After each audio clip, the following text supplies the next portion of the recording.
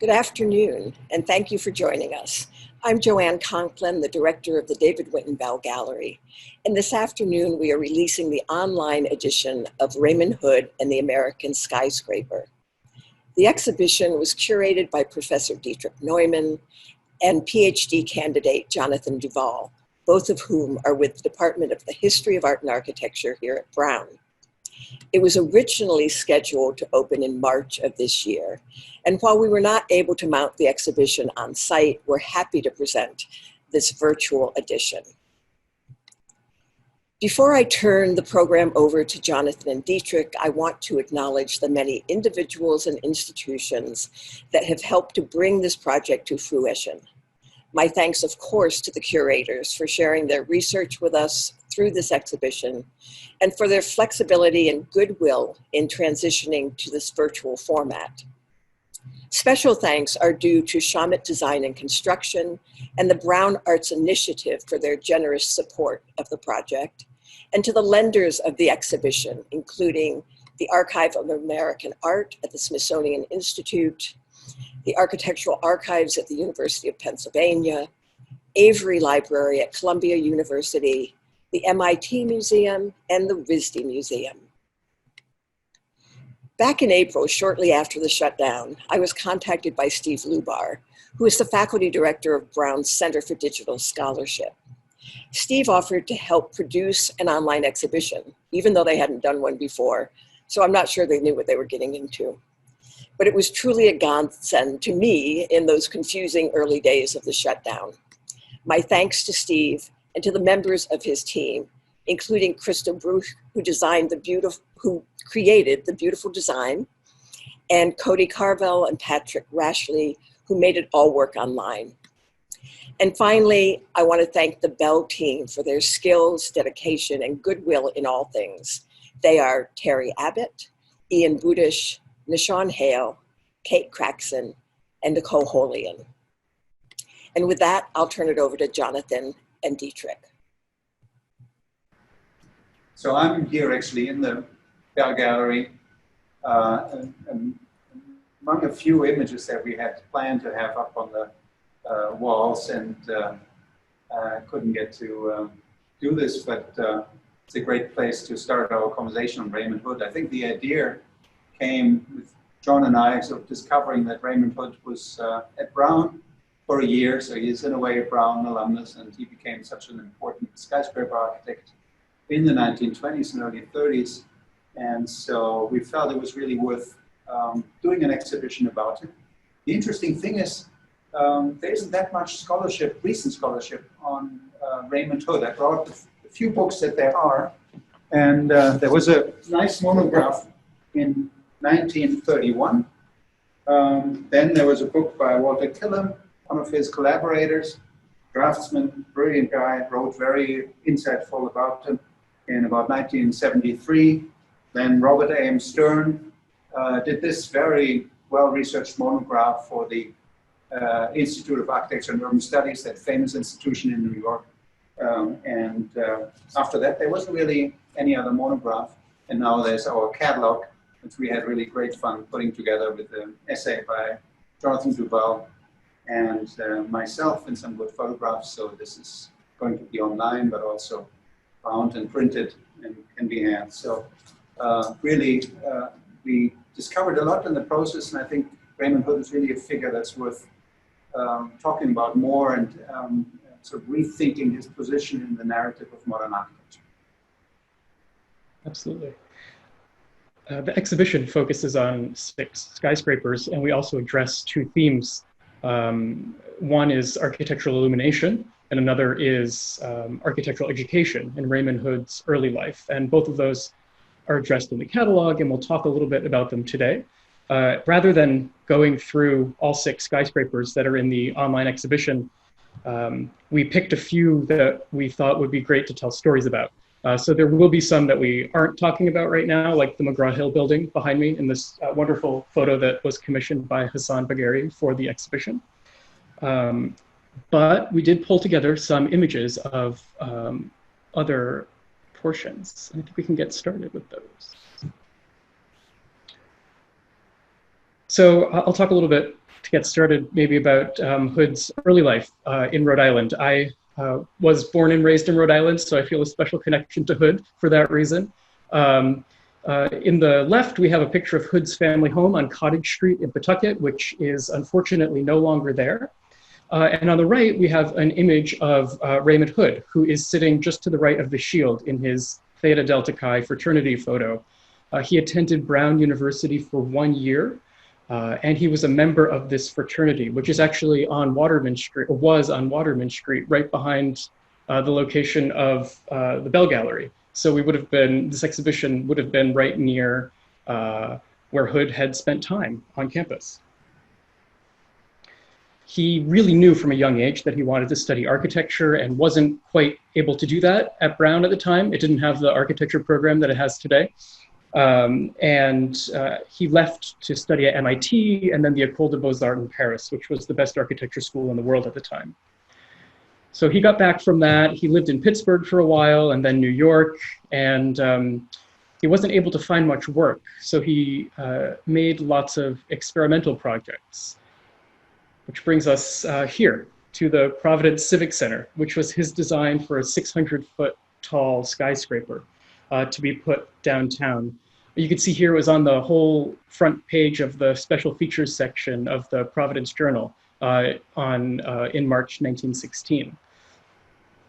On the right, you can see a detail of what it would look like walking up into this building, and you can imagine the sort of grand civic structure.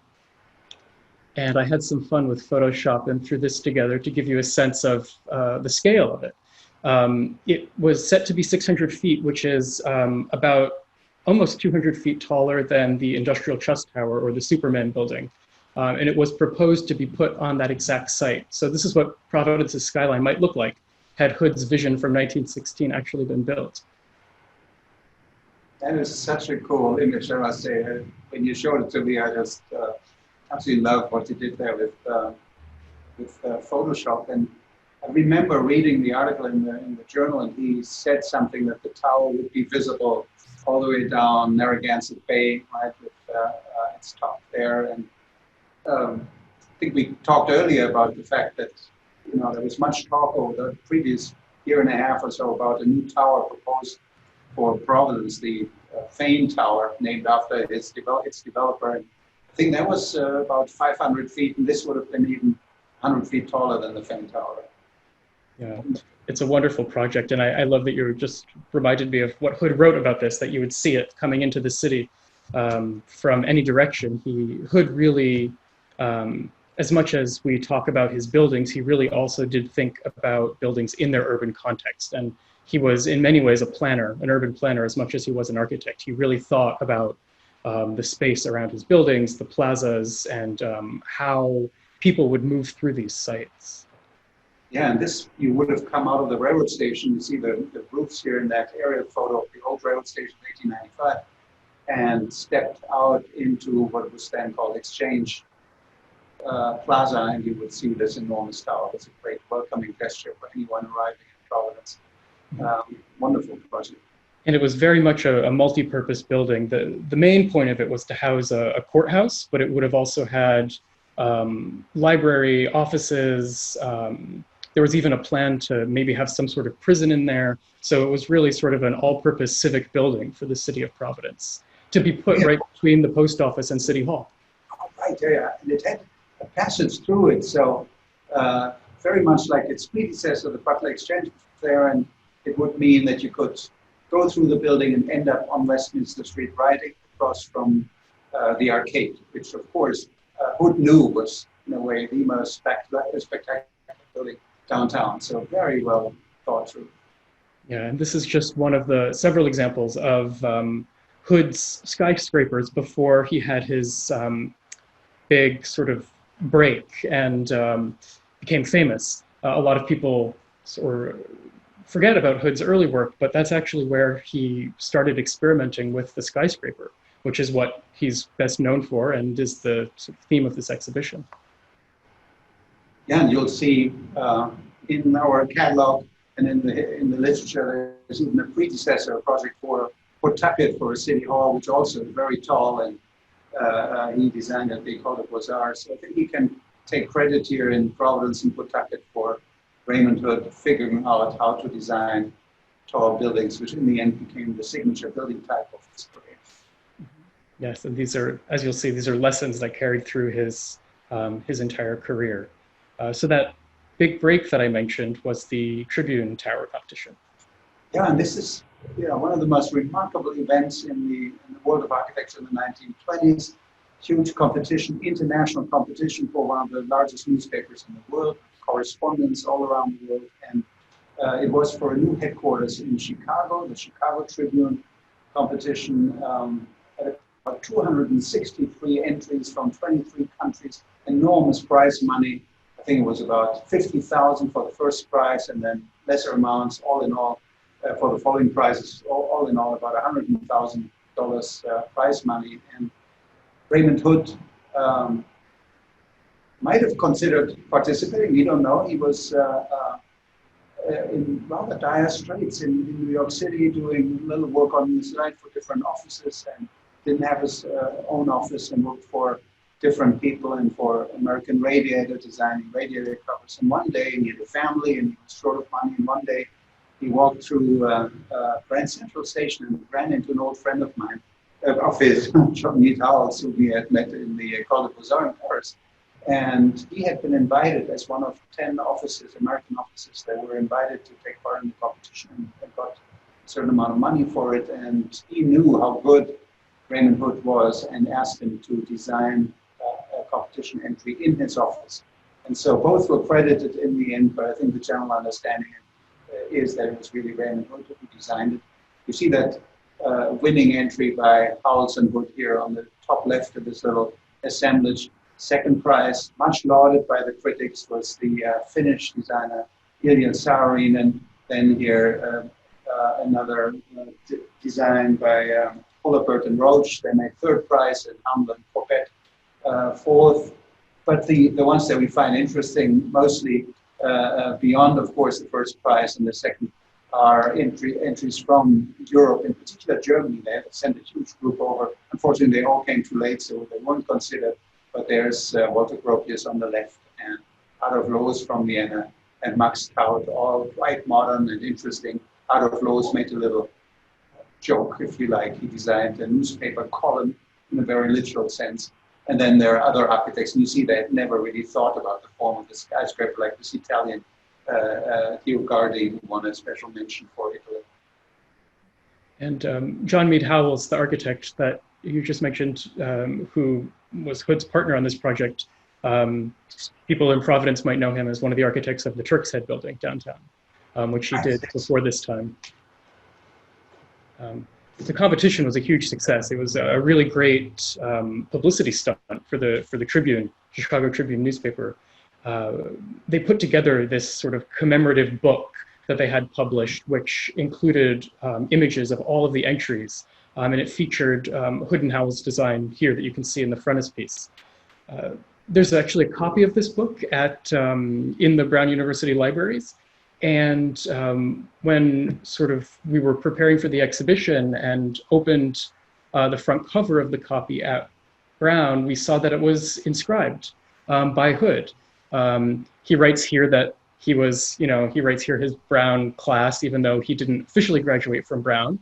But this still shows that he was still fond of the university and considered himself having gone here, even though it was just for a year.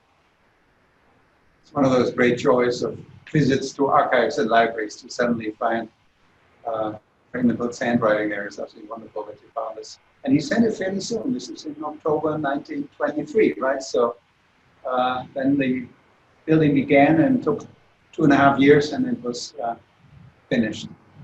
Yeah, the competition was announced in 1922, and really happened very quickly. They chose the winners, I think, at the beginning of December, and then put this book out the beginning of the next year.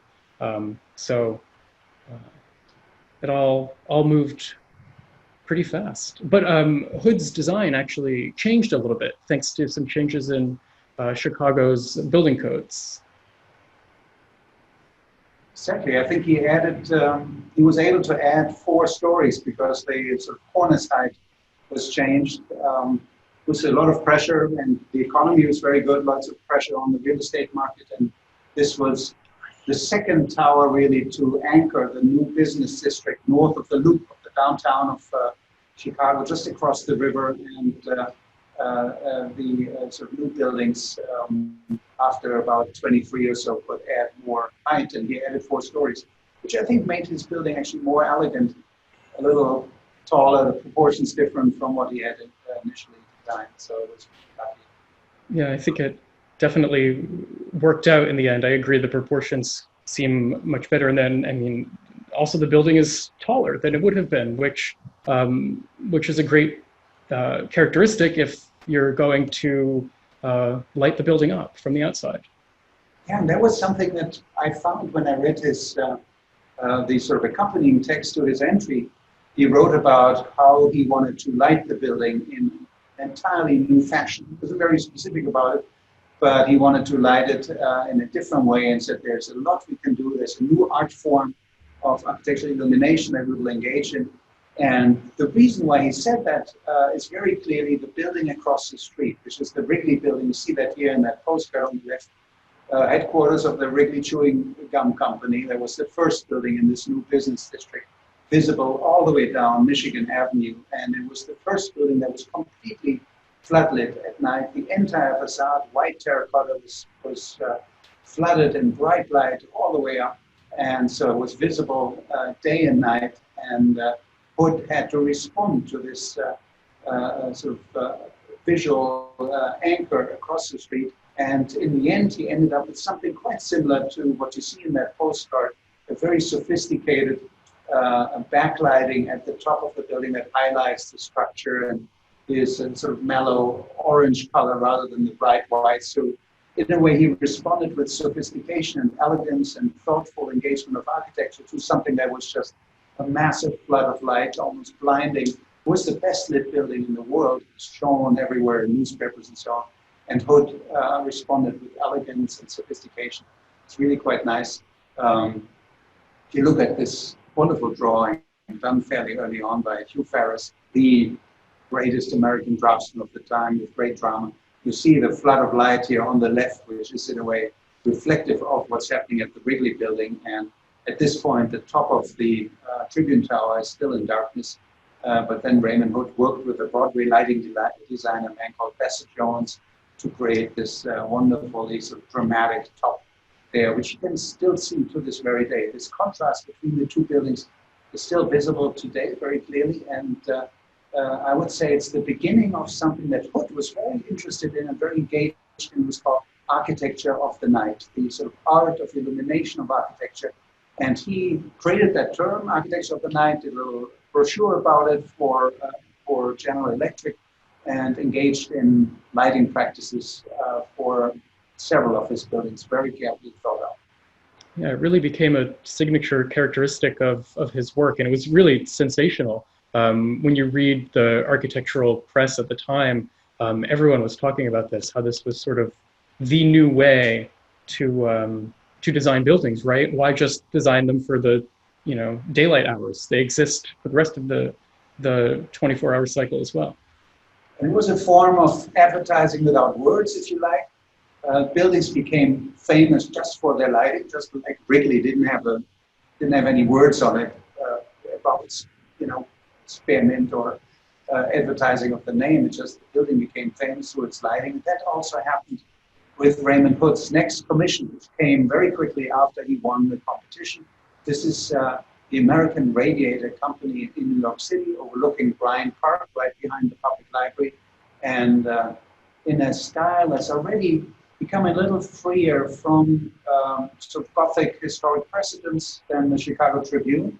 And you see here there's wonderful lighting at the very top, and there are great descriptions, as he also again worked with Bassett Jones, that Broadway lighting designer, and tried all kinds of dramatic schemes up there. And once they had steam coming up and red lights cast against the top of the tower, and the fire department came out because somebody had called them thinking that the building was on fire. And they ended up with something more tame as a lighting scheme, but obviously for a company that made radiators, a building in black brick with gold finials and lighting at night made a lot of sense. And great example for this architecture of the night. And someone who saw that building and was enamored by it was Georgia O'Keeffe. You see her famous radiator building at night in New York of 1927. Her most urban painting, really, on the right here. And of course, it stylizes the building a little bit, but as you can see here, she sort of captured the essence very, very well. Also, floodlights coming in at the back, a little bit of dramatic steam being caught in the illumination. And there's a wonderful detail which I love. If you look to the left, you can probably only see a sort of red bar there. But if you stand in front of the actual painting, which is now in half the time in crystal bridges and half of its time it's at Fisk University in Tennessee, in Nashville, Tennessee.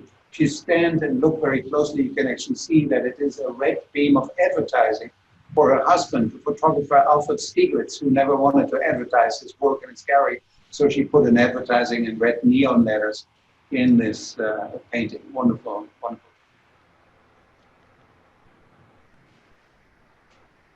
Oh, and just quickly, as you can see here, of course, this idea of night lighting was immediately applied to Rockefeller Center as well.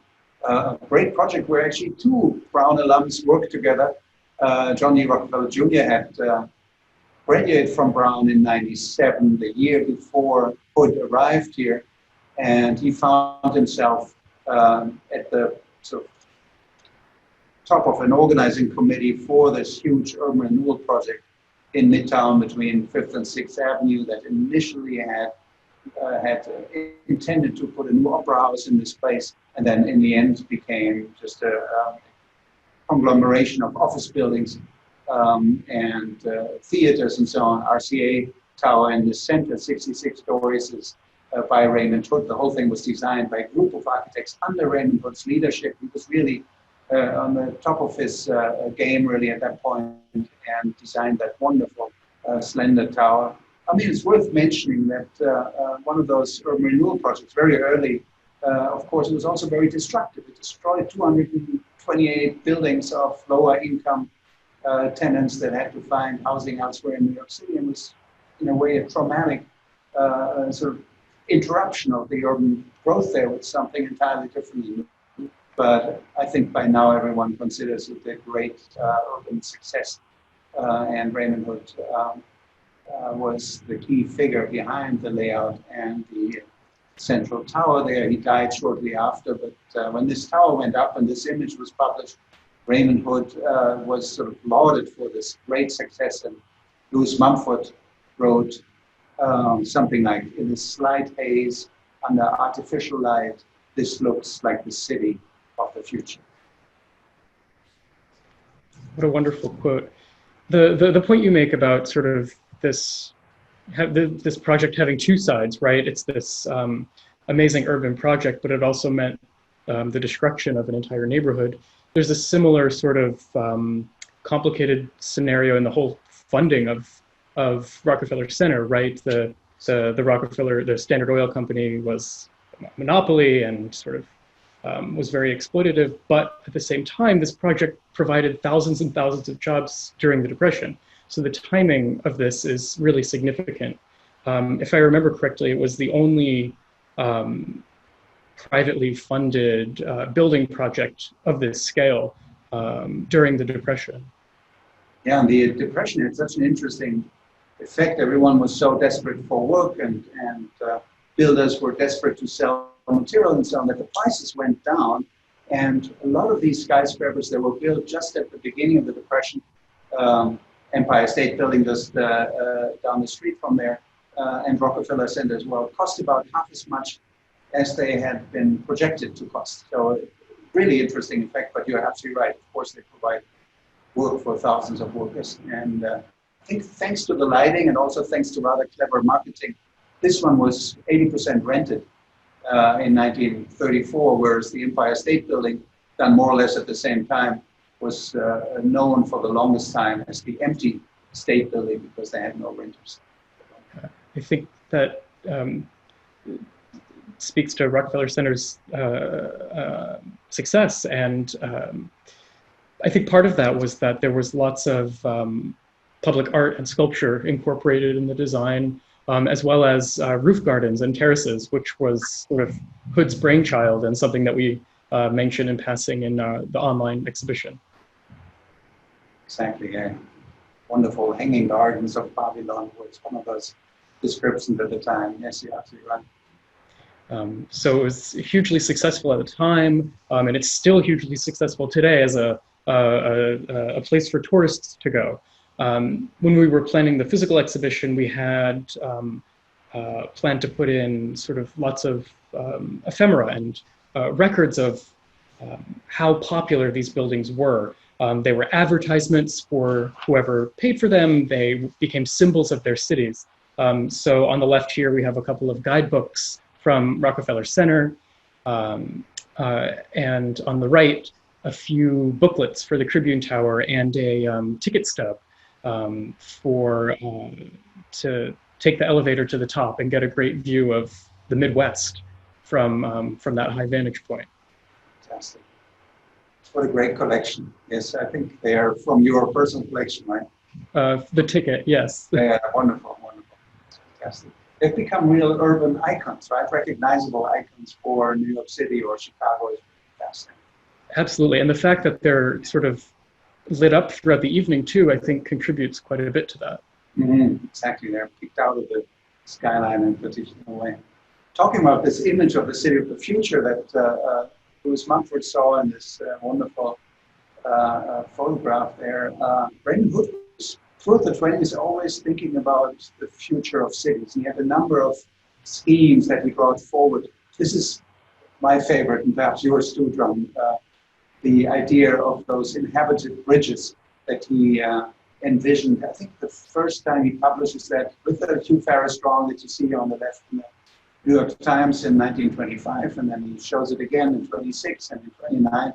And the idea was to have enormous bridges that would cross from Manhattan over the East River or over the Hudson River, and each one would basically consist of a street in the middle and then skyscrapers on either side between 50 and 60 stories or 10,000 feet long, depending on the width of the river, and housing each one 50,000 people, like a small city in itself. So a great solution of potential growth for Manhattan.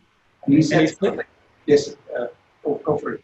I was going to say, he thought this would happen in just a few decades. He called this this plan with the bridges is called Manhattan 1950. So he was certainly ambitious and had quite big plans for the immediate future. Yes, exactly. He mentioned somewhere that he said he thought it was easily practicable, and that he was wondering why we had not always had them. Right? So it seemed like an imminently logical solution to a problem. It's one of several of these urban ideas he had, the most visually compelling. There's also tower cities, where he has sort of a Corbusian idea of towers in the park, and city under a single roof, where he wanted high density. So they're somewhat contradictory, just trying out different ideas, but that's typical for his very lively imagination. He wasn't easily, I think, tied down to one set of ideas, right? He really loved to explore things, and it's very similar, I think, to his approach to style. He was so open to trying out different ideas. He didn't necessarily buy into this stylistic straitjacket of the international style, but rather happily tried out Gothic and tried out horizontal division of the facade or a strong verticalism, etc. Yeah, he viewed each building project as an individual problem to solve, and he would work really closely with his clients. He'd think a lot about the site, these things that are often taken for granted in architecture, but at the time it really was something special that Raymond Hood was doing. Yeah, I think that was the reason why the New Yorker in the profile once called him the brilliant bad boy of architecture. Because he didn't play by the rules. He always had new ideas, and he was, I think, really quite brilliant. His floor plans worked out beautifully, and he used materials very thoughtfully, and statics worked, and He figured it all out. He was very good with technology, building technology, and different surface materials, and heating and cooling. All of those things were not at all difficult for him to comprehend and develop in a creative fashion.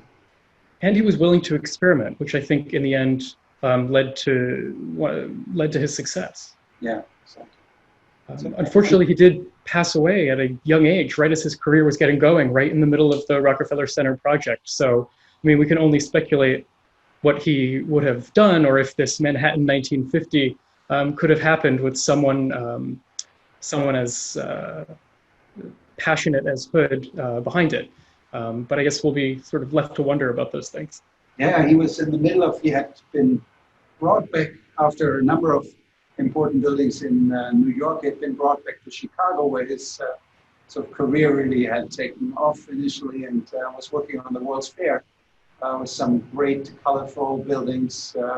Again, illumination was a big theme he was pursuing, and then he died. I think he was 53 years old, so much too young. Great. It has been so much fun. It's of course a little sad that we can't see the exhibition in 3D, but we've had really, in a way, a lot of fun working on the online exhibition together over weeks and the catalog. And so we hope that it's still, that our enthusiasm for Raymond Hood that really just only grew as we were working on this show and working together on this becomes visible and palpable in our online presentation and in this conversation. Yeah, and it's taken lots of teams of people from lots of places to make this work. So I'll reiterate Joanne's thanks at the beginning to all of the people who have been a part of this exhibition. So thank you for listening to us talk about a few of these stories behind the exhibition, and we look forward to hearing what you think about the online exhibition and the catalog, which is also available online. Great. Thank you. Thank you, John. Thank you, Joanne.